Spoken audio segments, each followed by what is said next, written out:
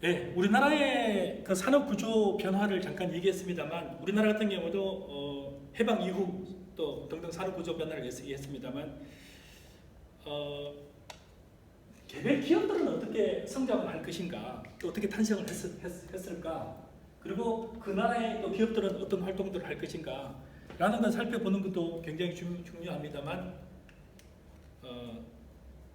세계 경제적인 측면 또 경영학적 측면에서 봤을 때 이런 큰 흐름을 주도하는 것은 어쩌면은 개별 기업의 성과가 크게 영향을 못 미칠 수도 있습니다.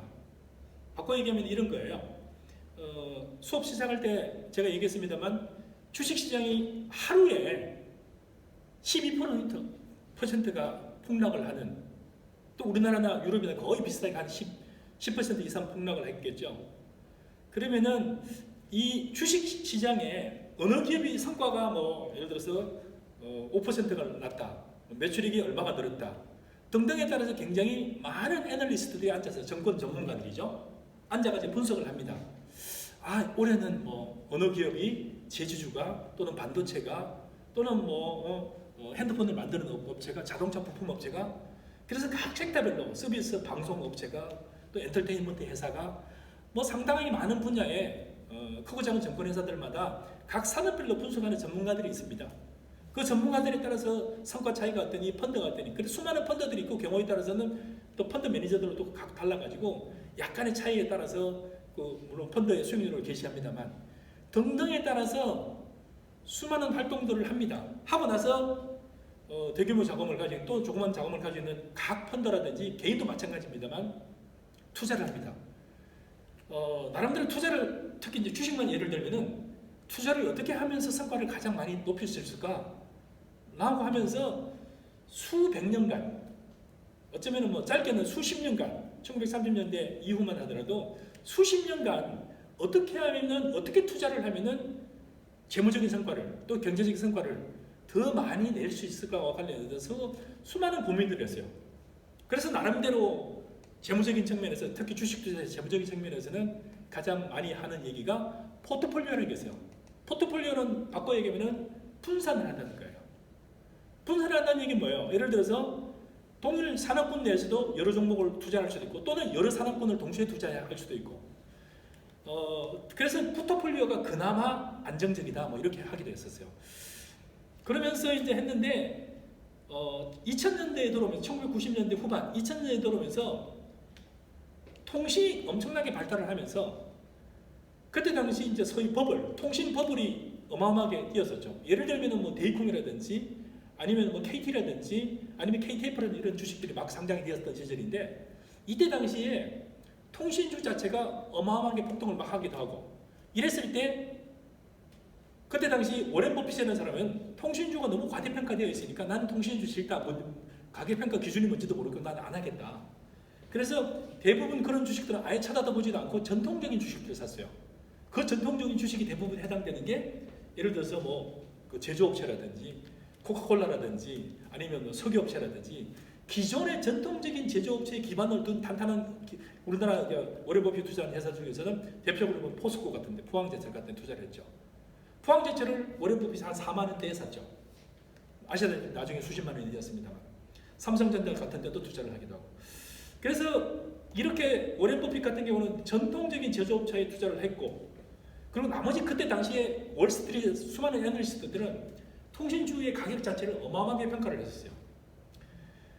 그때 당시에 세롬 기술이라는 특정한 다이얼 국제 전화를 거의 공짜로 할 수 있는 그런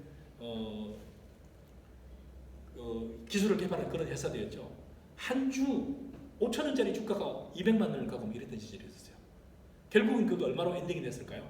거의 거품이 이렇게 되고 결국에는 수천억이 들어왔습니다만 지금 수년째 거의 다 까먹고 하나도 성장을 이루어내지도 못하고 있죠.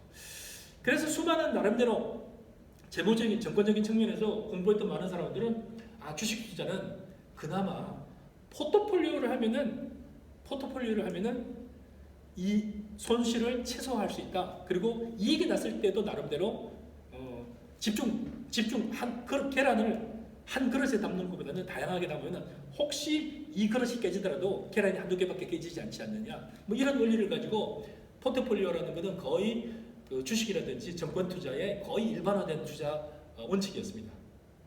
근데 이 원칙이 전혀 작동을 안 하는 경우가 있어요. 이건 언제일까요? 이번만 하더라도 체계적인 위험이라고 그래요. 시스테믹 리스크라 그러는데 시장 전체가 주저앉았을 때는 이 포트폴리오가 아무런 영향을 발휘하지 못합니다. 자, 여러분들이 바라봐야 될, 어떤 사람들이 바라볼 거는 예를 들어서 제지주다 또는 자동차 부품업체다. 수많은 업체들을 막 해가지고 어디가 성과를 더 많이 냈지? 이 업체가 최근에 무슨 IR을 했지? 이 업체가 새로 무슨 계약을 했지? 막 연구를 합니다. 애널리스트들이 하는 일들도 그런 것들이고요. 개별 또 나름대로 또 큰 투자를 하시는 분들 그런 분석을 합니다. 시장 전체가 동시에 10% 20% 주저앉았을 때는 이게 무슨 효과가 있을까요? 그래서 포트폴리오가 결국에는 시스테믹 리스크, 시장 전체가 한꺼번에 많이 주저앉거나 붕괴되었을 때는 아무런 효과가 없는 결과가 됩니다. 거시경제학이나 이런 것도 마찬가지입니다. 생각해 봅시다. 가장 최근에 우리가 IMF를 겪었을 때, IMF를 겪기 직전에 만약에 현대아파트라는 가구 정도의 괜찮은 아파트가 예를 3억 내외를 30평대가 3억 내외를 유지했어요. 2억 8천 3억 이렇게 했었죠. 3억을 잠깐 넘기도 하고. 저게 1995년 6년이에요. 원래 한국의 아파트, 서울에 있는 아파트 가격은 1억 원을 넘지 않았습니다. 대부분이 좋은 아파트도. 언제부터 1억 원을 넘어섰느냐? 1988년 올림픽을 지나면서부터 1억 이상 되는 아파트였어요. 그때 당시 가장 좋은 아파트는 얼마였어요? 그 이전에 가장 좋은 아파트는 7천만 원, 8천만 원이었어요. 아까 잠깐 제가 얘기를 했듯이 도곡 렉셀이라는 아파트가 있어요. 지금 70평이 아마 25억 정도 할 걸로 알고 있는데, 도곡 렉셀이라는 아파트를 1982년, 3년, 4년에 사신 분이 그 어머님이 그 분이 사셨는데, 그때 당시 그 회사 그 아파트 이름이 도곡 주공 아파트였어요. 아버지로부터 3천만 원을 받았어요. 그 3천만 원을 받아가지고 도곡 주공 아파트를 2채를 샀어요. 전세를 끼고 1,500만 전세 끼고. 그래서 그때 당시 가격이 3천만 원이고, 그러니까 3천만 원이면은 자기가 살지 않으니까 전세를 끼고 2채를 살 수 있는 상황이었어요. 그랬던 가격이 재건축이 되면서 쭉 해가지고 지금은 25억이 돼요. 그럼 몇 배가 뛰는 거죠? 상당히 많이 뛰었죠. 만약에 그때 당시 주식 투자를 했으면 어떻게 됐을까요? 또 다른 얘기입니다. 어쨌든 자, 그 아파트 가격이 82년 3년 동안에 거의 7, 8년 동안 가격이 올라간 게 거기서 거의 벗어나지 않았어요. 82년, 84년, 84년, 85년, 86년, 87년, 88년까지도 거의 그 가격에서 해마다 2, 300만 원 올라갈까 말까 하는 그 가격이었습니다. 근데 IMF를 겪으면서 그게 어마어마하게 또 올라갔어요. IMF가 아니라 참 88년 올림픽을 겪으면서. 그래서 올림픽을 겪으면서 크고 작은 좋은 아파트들이 1억을 넘어섰거든요.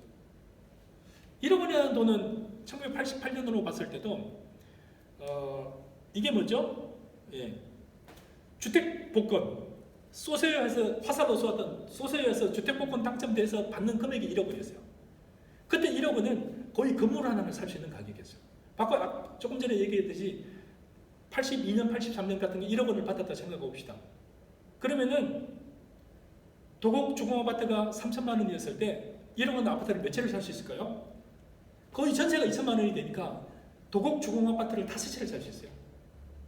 거의 5채도 더 살 수 있는 거죠. 1,000만 원씩 거의 10채 가까이 살 수 있어요. 바꿔 얘기하면은 웬만한 건물을 하나 살 수 있었어요. 1억 원이면은. 근데 88년 올림픽을 겪으면서 한국의 위상도 높아지고 수출도 많이 하고 대부분의 물가도 굉장히 폭등을 했습니다. 그렇게 하다 보니까 아파트 가격도 따라서 뛰었어요. 그러면은 1억 원이라는 현금을 가지고 있는 사람은 어떻게 될까요? 자, 83년부터 1억 원이 현금을 계속 가지고 있었어요. 그러고 나서 이제 1억 원이 아파트가 1억 원이 됐어요. 1억 원에 현금은 그대로 1억 있는데 1억 원에는 가치는 현금의 가치는 뚝 떨어지고 아파트 가격은 올라가고 이렇게 되는 현상이 발생하는 거죠. 이렇게 되다 보니까 결국에는 88년 올림픽을 겪으면서 아파트라는 가격이 어마어마하게 폭등을 했죠.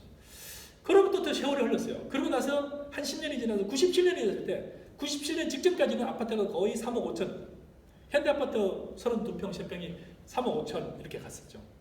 3억 5천 갔던 가격이 IMF가 되었으니까 어떻게 돼요? 97년에, 98년에 어떻게 될까요?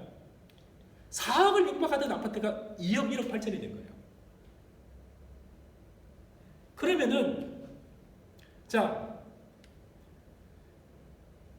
IMF 직전에 아파트를 산 사람과 IMF 지나고 나서 아파트를 산 사람은 어떻게 될까요? IMF 직전에 아파트를 가진 사람은 거의 3억 5천이라는 현금, 전세를 끼고 산다 하더라도 거의 상당히 많은 1억 원 가까운 돈을 해야 사는 거죠. IMF 막 지나고 나서 1998년에는 그 아파트를 2억 원, 전세 1억 7, 8천 되니까 결국은 3, 4천만 원이면 현대아파트를 하나 살 수 있었죠. 자, 그래서 보면은 아니 IMF도 부동산하고 아무 관계도 없는데 그게 왜가 아니라 상호 연동이 되어 있는 거죠. 한국이라는 경제 체질과 그 다음에 주식시장의 주식 가격 하락과 채권 가격 하락은 나머지 모든 한국의 자산들의 가격들을 굉장히 떨어뜨리는 거죠. 그렇게 되면 무슨 현상이 발생하느냐? 무슨 현상이 발생할까요? 제가 그때 당시 미국에 유학을 하고 있었는데 얼마나 황당한 일을 겪었는지를 잠시 쉬었다가 얘기를 할게요.